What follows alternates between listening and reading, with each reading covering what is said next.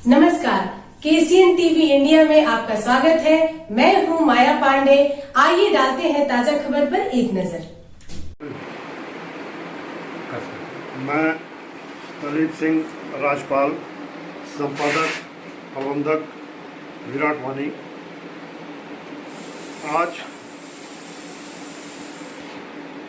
विधानसभा चुनाव के मद्देनजर केसीएन टीवी के वरिष्ठ संपादक और सन्निकट विधानसभा चुनाव के एक भावी प्रत्याशी मोहम्मद जहरूद्दीन के खान के साथ उपस्थित हूँ और एक भावी प्रत्याशी होने के नाते झरिया के प्रति ये कि क्या विचार रखते हैं, कैसे उसे उत्थान के लिए क्या करेंगे, क्या इनकी प्लानिंग है, ये जानने का हम इस साक्षात्कार में प्रयास करेंगे। जी बहुत बहुत धन्यवाद। जोहार, नमस्कार आपको और अपने सभी दर्शकों को। धीर जी, इस चुनाव में कई प्रत्याशी खड़े हैं झरिया से, और क्योंकि आप झरिया से ही चुनाव लड़ रहे हैं तो झरिया से संबंधित सवाल आपसे पूछूंगा।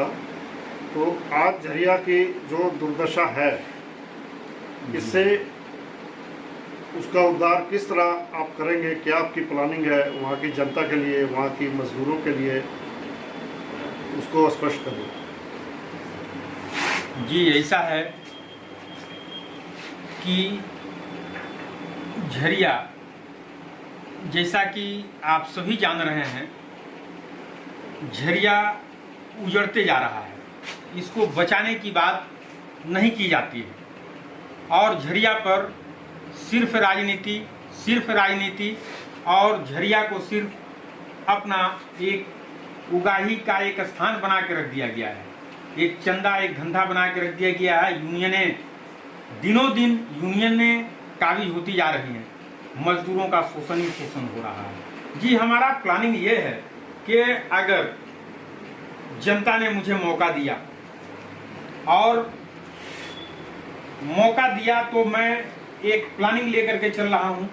जैसा कि आप सभी जानते हैं, इस जो मैं बताने जा रहा हूँ इसमें सरकार का भी नुकसान नहीं होगा और आम जनता का भी नुकसान नहीं होगा। मैं दोनों की भलाई को लेकर चलूँगा।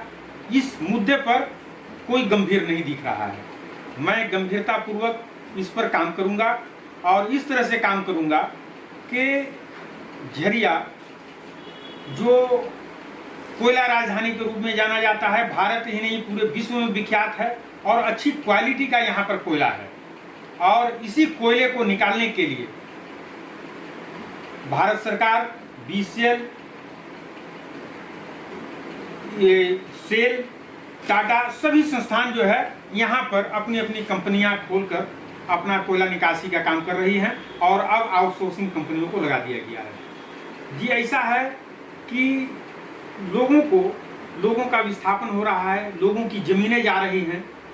और जमीन क्या है कि झरिया जो है पिलर के सहारे रह गया है। झरिया नीचे कुछ पिलर हैं, नीचे खोखला पड़ा हुआ है और कोयला निकासी की जाती है। बालू भराई जो होना चाहिए था वह नहीं होता है और आज भी नहीं हो रहा है। आज भी वही स्थिति है। इस पर मैं चाहूँगा कि अगर सरकार को कोयला निकासी करना ही है तो बिल्कुल करे, लेकिन लोगों की जान को जोखिम में डालकर नहीं करे, लोगों की संपत्ति को लूट कर नहीं करे। एक नया झरिया की मैं मांग करता हूं और इसके लिए मैं चुनाव के बाद भी मजदूर हित में मैं लड़ने के लिए तैयार रहूंगा, मजदूरों को साथ लेकर। झरिया का जितना क्षेत्रफल है, जितनी जमीन है, उसकी एक नापी सरकार करा ले। उस नापी के हिसाब से शहर के आसपास सुरक्षित स्थान पर वह जमीन दी जाए, जिसकी जितनी जमीन है उस हिसाब से दी जाए और वहां पर सभी सुविधा मुहैया कराई जाए, जैसे स्वास्थ्य, चिकित्सा, पानी, बिजली, रोजगार, ये सब सुविधा को दिए जाने के लिए मैं एक लंबी लड़ाई लड़ूंगा और यह तभी कामयाब होगा जब वहां की जनता का मुझे साथ मिलेगा। जी, न्यू झरिया की जो आप बात कर रहे हैं, वहाँ ज़मीन की बंदोबस्ती किस हिसाब से हो? वहाँ तो कई मजदूर भी हैं, मजदूर काम कर रहे हैं, मजदूर रिटायर हो जाता है, अपना पेंशन लेके चला जाता है, तो किस हिसाब से ऐसा हो कि मजदूरों का भी गुजारा हो और वहाँ पर रहने वाले लोग जो है बसों से रह रहे हैं, कमा रहे हैं, खा रहे हैं, उन्होंने मकान बनाया, उनके मकान भी अब टूटते जा रहे हैं, धंसते जा रहे हैं, तो क्या प्लानिंग को थोड़ा और भी स्पष्ट करें?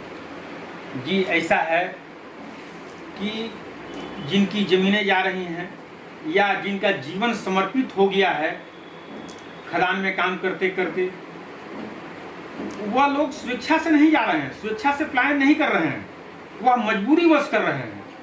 उन लोगों को विवश कर दिया गया है और उसकी लड़ाई लड़ने के लिए कोई यूनियन आगे नहीं है। यूनियन सिर्फ जो है वो मंथली, वार्षिक अपना जो है चंदा उगाही करता है और वोट में वो तब्दील करता है। उन मजदूरों को जो है वोटर बना के रखा है, उनको जो है खदानों के आसपास जो है कलाली खोल के रखा है, तरह तरह के ऐसे दुष्प्रभाव वाले चीज जो उनके शरीर को जो है संक्रमित कर रहे हैं, इस तरह का काम हो रहा है। मजदूरों को लूटने का काम तो किया ही जा रहा है, उनके स्वास्थ्य से भी खिलवाड़ किया जा रहा है।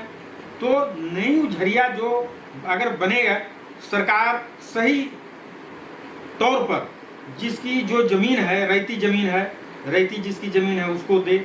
श्रमिक जो है, जो जीवन यापन किए, आज भी जो मान लीजिए आउटसोर्सिंग में काम कर रहे हैं, उन बेचारों के पास में घर भी नहीं रहती है, भाड़े के घर में रहते हैं। अगर वो समर्पित रूप से काम कर रहे हैं तो उन्हें घर, जो जरूरी चीज है, जो मौलिक अधिकार है, वह मिलना चाहिए। झरिया की जनता जनार्दन के क्या विचार आप जानना चाहेंगे? जी बिल्कुल, उनके विचार जानना चाहेंगे। उनके विचारों को लेकर मैं जो है लड़ाई लड़ूंगा। उनके विचारों को लेकर उनके साथ कंधे से कंधा मिलाकर मैं आगे बढ़ूंगा।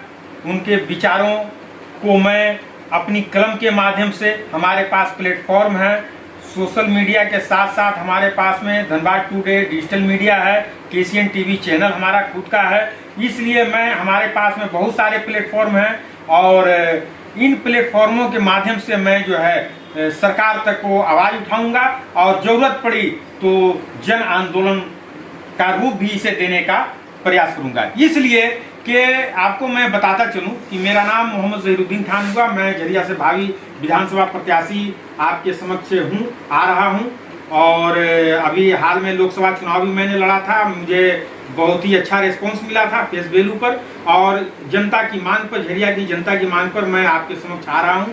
और मैं एक मजदूर का बेटा हूं।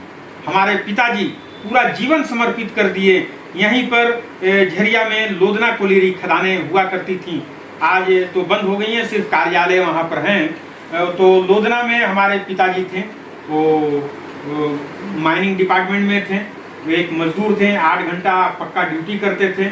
और आपको मैं बताता चलूँ कि मैं बहुत करीब से उनके साथ रहकर, क्योंकि मैं भी यहीं पर जन्मा, पढ़ा लिखा, सब कुछ यहीं पर किया और एक एक मजदूर के दर्द को मैंने जो है सुना और समझा। तो मैं आम जनता के लिए, झरिया विधानसभा की जनता के लिए, न्यूज साइट को झरिया के लिए मैं अपना एक नंबर जारी कर रहा हूं, इसे आप सभी नोट कर लें।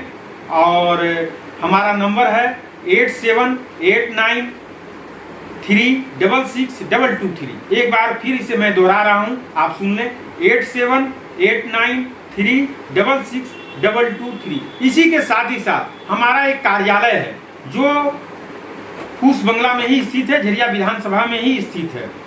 आप वहां भी आ सकते हैं हमारे नंबर पर कॉल करके। जी ठीक है, बहुत बहुत धन्यवाद जी। झरिया की जनता से अपील है कि आप फ़ोन से या जाके भी इनसे संपर्क करके अपने सुझाव इनको दे सकते हैं साइट फॉर न्यू झरिया के लिए। धन्यवाद। जी जी, बहुत बहुत धन्यवाद, आपका भी आभार। मानो में बरसों से आग लगी हुई है, उसके संबंध में आप क्या कहेंगे? जी, ऐसा है कि झरिया की खदानों में, झरिया के नीचे आग लगी हुई है बरसों से, और यह आग बढ़ते ही जा रही है। इस पर करोड़ों अरबों का वारा न्यारा भी हुआ, लेकिन आग नहीं बुझी। उसका चाहे जो कारण रहा हो, लेकिन मैं चाहूँगा कि जो मैंने मांग उठाया है, जो मैंने बात रखी है न्यू साइट झरिया की, उसको अगर सरकार जल्द बना दे। अगर इसमें देरी करेगी तो न्यू झरिया जो बनाने में जो खर्च आएगा, वहाँ की व्यवस्था में जो खर्च आएगा, लोगों को बसाने में जो खर्च आएगा, उससे ज़्यादा नुकसान कोयला में जो आग, वो कोयला जो जल रहा है, वो तो अगर खाली हो जाएगा झरिया जल्दी, उस व्यवस्था के तहत में न्यू झरिया बस जाए, लोग स्वतः जो है वहाँ चले जाएं, तो वो बाकी जो जहाँ पर आबादी है उसके नीचे जो कोयला जल रहा है वो जल्द ही निकाला जाएगा, जिससे मान लीजिए कि वहाँ जो है 10 अरब लगा, तो आपका 100 अरब रुपया तो यहाँ मिल जाएगा। कोयला जो जल रहा है, राख हो रहा है, वो बच जाएगा। आप उससे जो है वो कई गुना आप आगे रहेंगे। लेकिन जितना आप लेट करेंगे, जितना आप सोचेंगे, उतना सरकार नुकसान में रहेगी और लोग भी परेशान रहेंगे। तो यह स्थिति सरकार को चाहिए कि जितना जल्द से जल्द हो न्यू साइट झरिया को बनाए, और झरिया का कोयला जो है, आग जो लगा हुआ है, वो जलने से वो खुद ही बचेगा, कोयला निकल जाएगा तो निकलते रहेगा। तो सरकार को भी बेनिफिट है, लोगों को भी बेनिफिट है। तो इस पर सरकार को गंभीरता से विचार करना चाहिए। कोयला जो है वो तो केंद्र सरकार के अधीन है, वो चला जाता है।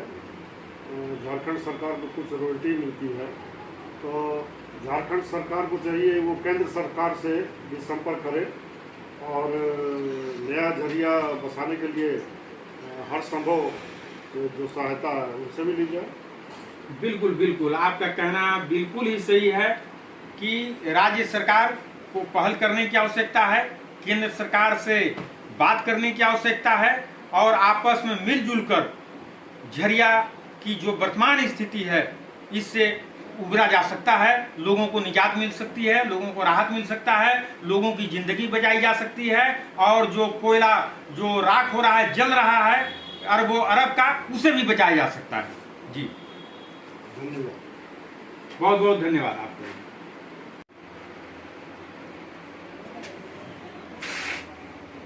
जहीर साहब के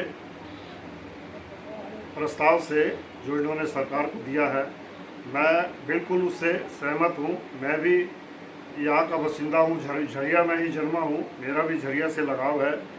तो मैं समझता हूँ जहीर साहब भी यहीं है, तो आप कोई ऐसा स्थान सुझाइए जहाँ पर सरकार न्यू झरिया बसा सके, सरकार को सुविधा हो, जहाँ ज़मीन भी उपलब्ध हो और जो शहर के करीब भी हो, शहर से सटा हो।